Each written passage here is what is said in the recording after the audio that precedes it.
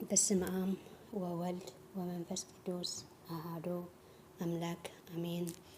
በስመ አብ ወወልድ ወመንፈስ ቅዱስ አሐዱ አምላክ አሜን። በስመ አብ ወወልድ ወመንፈስ ቅዱስ አሐዱ አምላክ አሜን።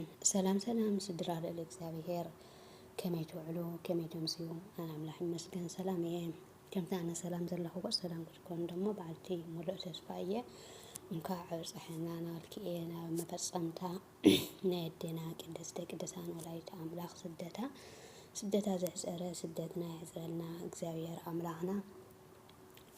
እስኪ ለማይንት ከዓ እታ መራር ስደታት ትብል ሒዘልኩም ቀሪበ ኣለኹ እሞ ቤተሰበይን ዝኾንኩም ኮመንት ሸር ላይክ ናገበርኩም ክተበራታትዑኒ በትሕትና ኢላው። ቤተሰበይን ዘይኮንኩም ደሞ ናይ ደወል ምልክት ብምውቃዕ ቤተሰብ ኩኑ ኩለኩም ይደሊ። ሳብዚ ደረጃ እዚ ተበራታትዑኒ ከዓነ ካብ ልቢ እየ ዘምስግን። ምስጋናይ ወሰን የብሉን። ካብዚ ንላዕሊ እውን ኣብ ጎነይ ኮይንኩም ንክተበራታትዑኒ በዓልቲ ሙሉእ ተስፋ እየ። እናበልክኤ ንኩለኹም ካብ ልቢ ልባዊ ምስጋናይ እናመስገንኩ እየ።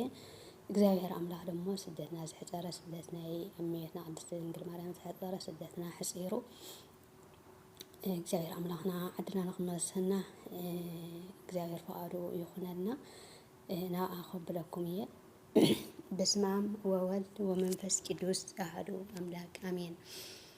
እታ መራር ስደታ ካልኣይ ክፋል በኺዩ ሓዘናን ሓልየኩም ስደት እታ መራር ስደታ መንገድና ምስ ጀመርና ሰራዊት ሄሮዶስ ተጓንፎና እንተኾነ እታ ኣብኡ ዝነበረት ዓባይ ኦም ሳግላ ሓቢእና ብልናይ ኦም ምስ ስንቅና ንብረትናን ተኸፈተ ሓብአትና። እታ ምሳና ዝነበረት ኣድጊ ኣብ ውሽጢ እታ ሳግላ ኮይና ኣድሃየት ወይ ከዓ ድምፂ ዘስማዕ ሰራዊት ሄሮዶስ ረኺብናዮም ኢሎም ናብ ዝባና ናብታ ቦሉ ግና ንኸንቱ ደኺሞም ከይረኽቡና ተመለሱ። ንሕና ከዓ መንገድና ቀፂልና መንገዲ ከይጠፈአና ኢልና ወደይ ክሕብረኒ ካብ ዝባነይ ኣውረድክዎ። ንሱ ግና ከምቲ ክዳን ኣዲኡ ሒዙ ሕዝየልኒ እናበለ ዝበኪ ህፃን ገፀይ እናረአየ ይበኪ ነበረ። ኣነ ከዓ ዋይ ወደይ ኢለ እናሰዓንኩ ሓዘልክዎ። ሰሎሜ ከም ዝደኸምኩ ፈሊጣ ንወደይ ተቐበለትኒ። ዮሴፍ ከዓ ብግዲኡ ንስንቅና ፀይሩ ከይኣኽሎ ሰሎሜ ከም ዝተቐበለትኒ ሪኡ ተቐቢሉ ኣብ መንከቡ ሓንጎሮ። እቲ ወቅብቲ ሓጋይ ብምንባሩ ሃራር ፀሓይ በርትዕና ኣብ ትሕቲ ገረብ ኣዕረፍና። ዮሴፍን ሰሎሜን እምብዛ ደኺሞም ስለ ዝነበሩ ደቀሱ። ኣነ ግና ንወደይ የጥዎ ነበርኩ። ልብሲ ወደይ ልክዕ ከምቲ ውላደይ ናብ ቤተ መቅደስ ክኣቱ ከሎ ዘልብሰኒ ወይኒ ይመስል ነበረ። ከምኡ እውን እቶም ሰብኣ ሰገል ዘምፅእሉ ወርቂ ሳእኒ ወደይ ነበረ። ኣብዚ እዋን እዚ ወደይ ምጥባው ምስ ኣበየኒ ማይ ከም ዝፀመአ ፈለጥኩ። ማይ እንተረኸብኩ ኢለ ናብቲ ጥቃና ዝነበረት ዓዲ ክልምን ከድኩ። እንተኾነ ግና ኩሉ እተን ኣንስቲ ኣበያኒ ሃፍቲ እኳ ተራህርሐለይ ኣይረኸብኩን። ሓንቲ እኳ ትርህረለይ ኣይረኸብኩን። በዚ እናበኸኹ ክምለስ ከለኹ እቶም ሰረቕቲ ኣነ ማይ ክልምን ከም ዝኸድኩ ዮሴፍ ሰሎሜን ድማ ደቂሶም ከም ዘለዎ ምስ ኣረጋገፁ ብወርቂ ዝተሰርሐ ሳእኒ ወደይ ሰረቑ። ከይደ ንዘይረክቦ ዶ ሳእኒ ወደይ ኣጥፋእኹ ኢለ በኸኹ። ንባዓተይ ድማ ናብ ገጽ ወደይ ወረደ። ፍቁር ወደይ ንብኽያተይ ርእዩ ንባዓተይ ደረዘለይ። ኣፃብዑኡ ናብ መሬት ብምትንካፍ ከዓ ማይ ኣፈልፈለ። እቲ ማይ ካብ መዓር ዝጥዕም ካብ ፀባ ዝፅዕዱ ነበረ እሞ ሰተና። ካብ ፀማእና ረወና። ነቲ ዝፈልፈለ ማይ ድማ ነቶም ሰብ ዓዲ መሪር ክትከውን ንኻልኦት ግና ፈውሲ ሂወት ክትኮኖም ባረኻ። ድሕሪዚ ቁርሲ በሊዕና ጉዕዘና ቀፀልና። እቶም ኣራዊት ገዳም ኣብ ቅድሚ ወደይ ተደፊኦም ይሰግዱ ነበሩ።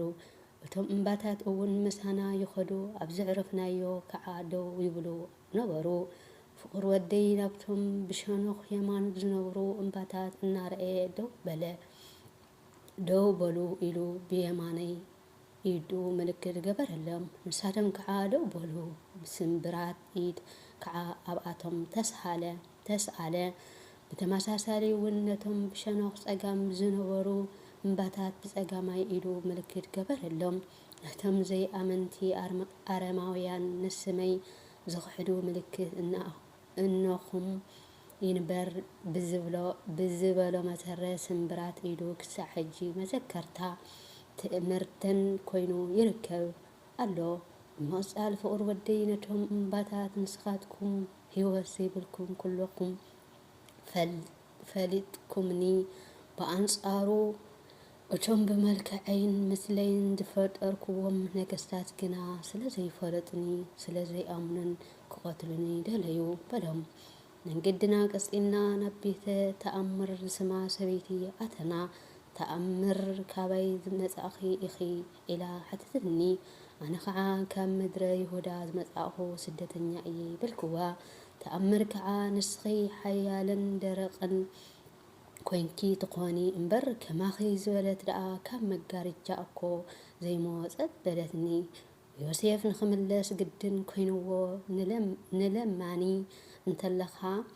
ንለማኒ እንተለኻ ትህቦ እንተዘይብልካ ግና ናብ ዘለዎም የብፅሐካ ይረድአካ ትብሎ እምበረ ከም ኩናት ልቢ ዝወግአ ቃል እንታይ ይገብረልኪ ኢሉ ገሰፃ።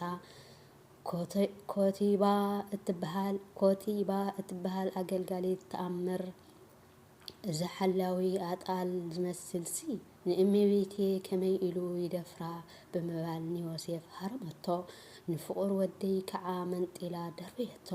ትዕግስቲ ለሚዱ እዩ እሞ ከም ህፃን ደኣ በኸየ ዋይ ወደይ ኢለ እናነባዕኹ ካብቲ ዝወደቆ ከትንስኦ ደለኹ። ዮሴፍ ግና ተኣምሩ ደልዩ ኣምላኽነቱ ይገለጽ ግደፍዮ በለኒ። ኣብዚ ግዜ እዚ ምድሪ ተኸፈተ ንተኣምር ምስ ጋርዳ ወሓጥታ። ቤተሰብ ከዓ ወኻርያ ህበይ ኮይኖም ብገዝኣ ኣኽለባቶም እናተሃድኡ ወፂኦም ከዱ። ሳልሳይ ክፋል ይቕፅል። ወስብሐት ለእግዚአብሔር ወለወላዲቱ ድንግል ወለመስቀሉ ክቡር። ንዘንጠብጠብዎ ብኣፈ ትጉሃን መላእክቲ ተኣረመለይ። ናይ እመቤትና ቅድስተ ቅዱሳን ወላዲተ ኣምላኽ በረከታን ረድኤታን ኣብ ልዕሊ ኩላትና ይሕደር። ስደት ናይ እመቤትና ዘሕፀረ ስደትና ይሕፅረና። ካብዚኣ ብዙሕ ተማሂርና ክንከውን በዓልቲ ተስፋ እየ።